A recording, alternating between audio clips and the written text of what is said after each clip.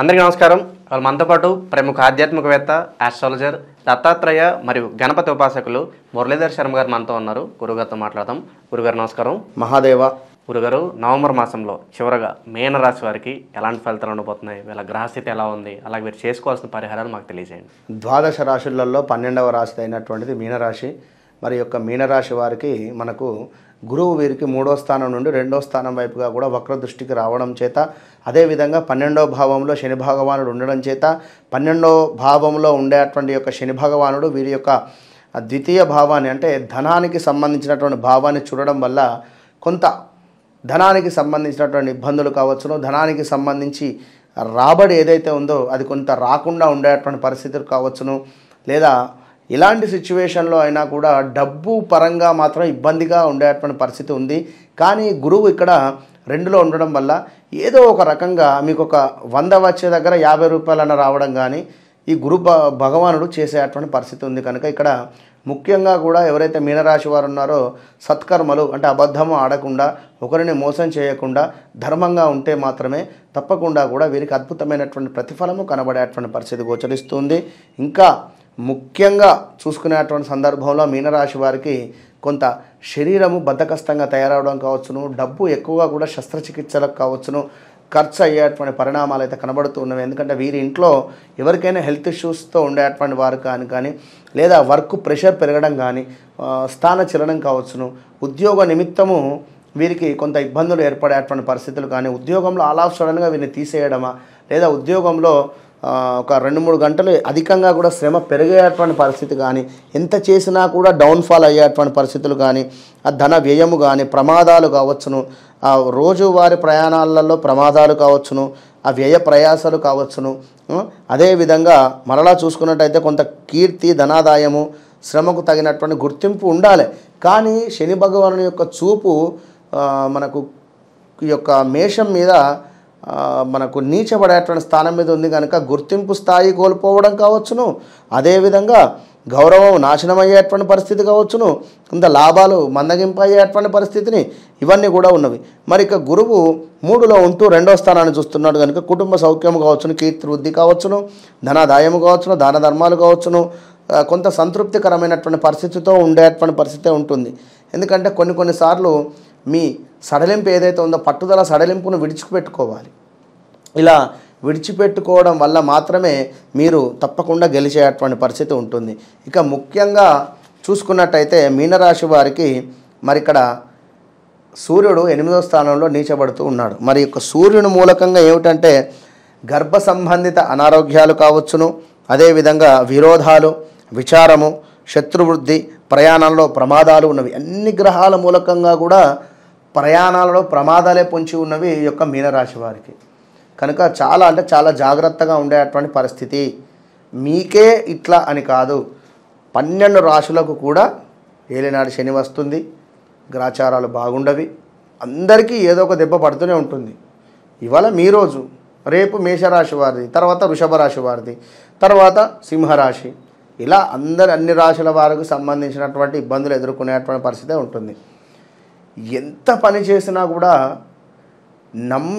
అసలు మీరు ఇప్పుడు ఇక్కడ సిచ్యువేషన్ ఎట్లా ఉంటుందంటే ఆల్రెడీ ఒక వ్యక్తి డౌన్ఫాల్ అయి ఉన్నాడు, వాడికి మనం చేయూతనిచ్చి పైకి లాబట్టాం, ఆ పైకి లాబట్టినటువంటి వ్యక్తే మళ్ళీ మనల్ని కిందికి దోసే పరిస్థితి. అలాంటి సిచ్యువేషన్ ఉంటుంది మీ యొక్క మీనరాశి వారికి.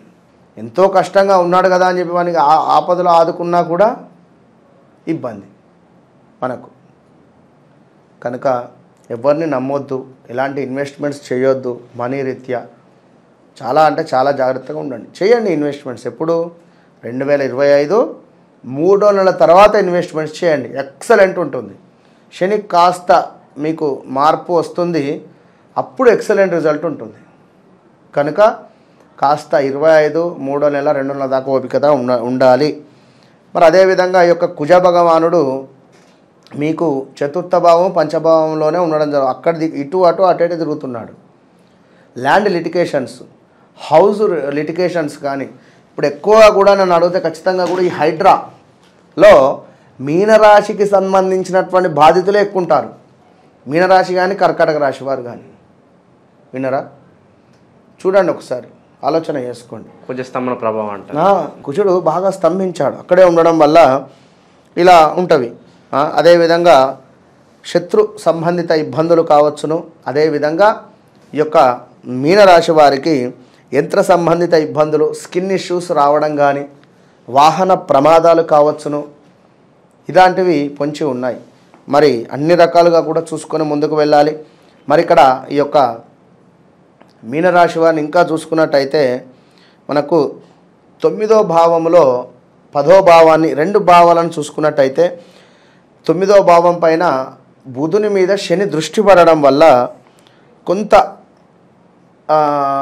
అవమానాలు జరిగే పరిస్థితి ఉంటుంది. ఏదో మనం మంచి చేయబోతే చెడు అయ్యేటువంటి పరిణామాలు కూడా ఉంటుంది.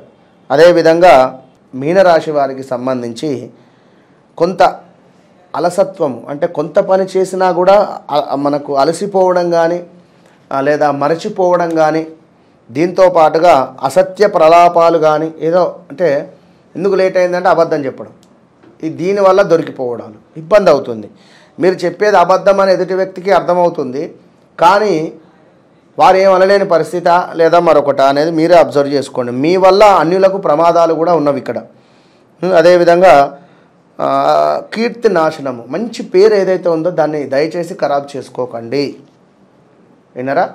మరొకటి ఏమిటి అంటే ధనాదాయ క్షీణత, తలచిన పనులు కుంటపడుట, ఏదైతే పనులు అనుకుంటారో అది కొంచెం నెమ్మదిగా ముందుకు వెళ్ళడం. శని భగవానుడు అంటేనే నెమ్మదస్తుడు, ముసలి గ్రహము కనుక పనులన్నీ కూడా నెమ్మదిగా ముందుకు వెళ్ళే పరిస్థితి ఉంటుంది. ఇక లాభించే చోటనే నష్టము జరుగుతుంది. ట్రేడింగ్, జూదము, ఆన్లైన్ గేమ్స్, ఇందులో జాగ్రత్తగా ఉండండి. ఇందులో ₹1 వచ్చిందని చెప్పి ₹10 పెడితే 10 పోతవి, 100 వచ్చినవి అని చెప్పి 10,000 పెడితే 10,000 పోతవి, 1,00,000 వచ్చింది అని చెప్పి 10 లక్షలు పెడితే 10 లక్షలు వస్తాయి, తర్వాత మొత్తం పోతాయి, చెప్పలేము. అది బెట్టింగ్స్, ఇందులో జాగ్రత్త జాగ్రత్త జాగ్రత్త. తప్పకుండా ఈ యొక్క మనకు మీనరాశి వారు రోజు ఏదైనా, రోజు కాకుండా వారానికి ఒకసారైనా కూడా చేపలకు ఏమైనా ఆహారాన్ని వేస్తూ ఉండండి. వీళ్ళకి ఇదే ఎక్సలెంట్ రెమెడీ. చేపలకు ఆహారం వేయడము, ఫిష్ రిలేటెడ్ ఆహారం వేయడము, ఎక్కడైనా చేపల చెరువులు ఉంటే అందులో పనిచేసేటువంటి వారికి ఏమైనా భోజనం పెట్టించేటువంటి ప్రయత్నం. కూలీలు ఉంటారు కదా, ఈ బాగా కష్టపడి పనిచేస్తూ ఉంటారు, వారికి ఏమైనా అన్నదానాన్ని ఏర్పాటు చేయడం కానీ, లేదా ప్రతిరోజు కొంత ఒక సంవత్సరం ఒక కిలోమీటర్ 2-3 కిలోమీటర్లు నడుస్తూ పనిచేసేటువంటి వారికి ఏమైనా వస్త్రాలు ఇవ్వడము, వారికి చెప్పులు కొనియడము, వారికి అన్నదానం చేయడం వల్ల ఎక్సలెంట్ రిజల్ట్ ఉంటుంది. అన్నిటితో పాటుగా మన వద్ద నవగ్రహాలకు సంబంధించినటువంటి హోమాలు ప్రతి సంకటహర చతుర్థి రోజు విశేషంగా నడుస్తూ ఉంటుంది. కనుక ఎవరికైనా ఈ యొక్క హోమాల్లో పాల్గొనేటువంటి వారు తప్పకుండా కేవలం 2500 మాత్రమే చెల్లించుకొని వీడియో కాల్లో చూడవచ్చును. సంకల్పం చెప్పిస్తా, ప్రసాదం కూడా వారికి పంపిస్తాను, విన్నరా. తప్పకుండా ఆల్ ద బెస్ట్. నవంబర్ 4లో మీన రాశి వారికి ఎలాంటి ఫలితాలు ఉంటాయి, అలాగే మీరు చేసుకోవాల్సిన పరిహారాలు తెలియజేసినందుకు ధన్యవాదాలు. మహాదేవ.